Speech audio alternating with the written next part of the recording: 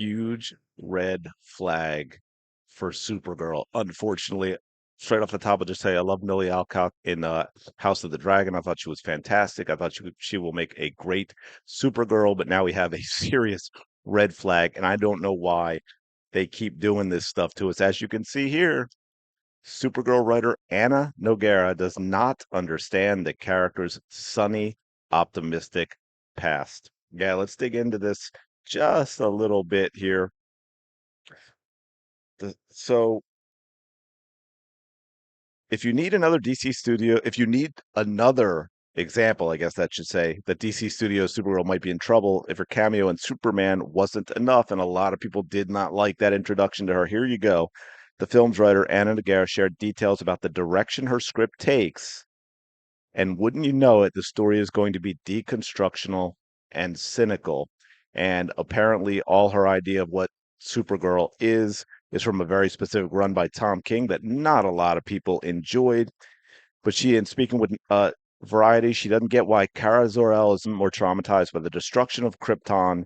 Said the writer, she watched Krypton completely be destroyed. I was always like, I can't get my head around the version of the character that is so sunny.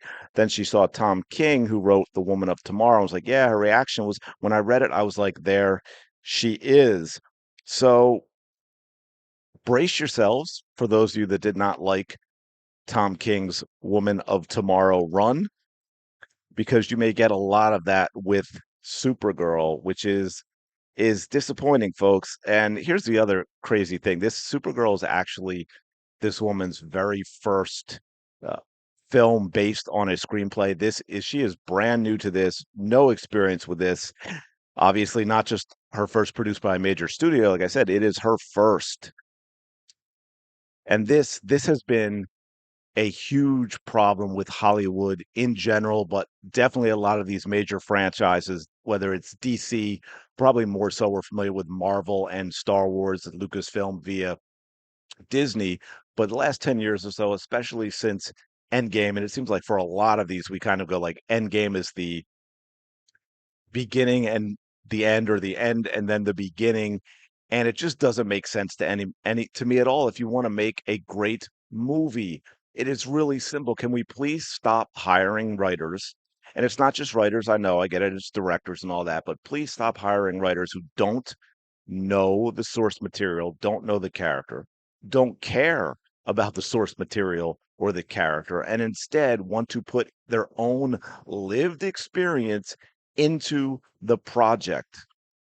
And why do they do that? Well, because of course we know that if they create their own original content like that, no one is going to watch. But here they have a built-in audience that they would like to use for their own nonsense. And it has just gotten tiresome. People have rejected it, and it needs to stop. Hollywood needs to take a step back and move into a different direction. And again, as a fan, I'm not one of those like it's Marvel or it's DC, kind of like the whole Star Trek, Star Wars thing. There are things I absolutely loved about DC growing up, certain heroes. Same with Marvel. I would love to see this do well. I don't have a lot of faith in James Gunn, and I'm not a James Gunn hater. There are things I love from James Gunn and things I hate. And the same thing with Snyder, by the way. Things I love from Snyder, things I hate from Snyder. I'm just not one of those where he's either one of them. They're the greatest. But I get a lot of that whenever I say anything negative about Gunn. They'd make the assumption that I absolutely love Snyder and vice versa, and that simply isn't the case. Love the first Guardians.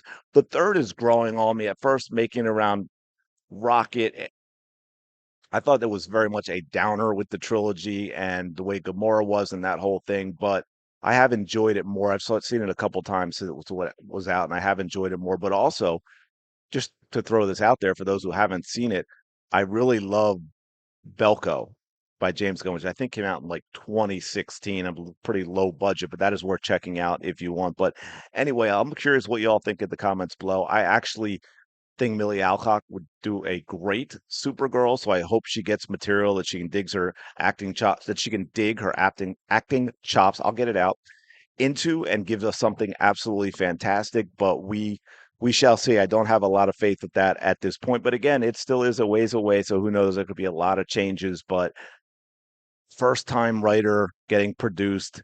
with a major studio film, especially after what James Gunn has done and said with Peacemaker season 2. Man, I don't know. We'll see. Let me know your thoughts in the comments below. Thanks for checking out the video. Do appreciate it. Smash the like button, subscribe to the channel. I think we're less than 10 away from 200, so thank you for all your support. I will talk to you in another video.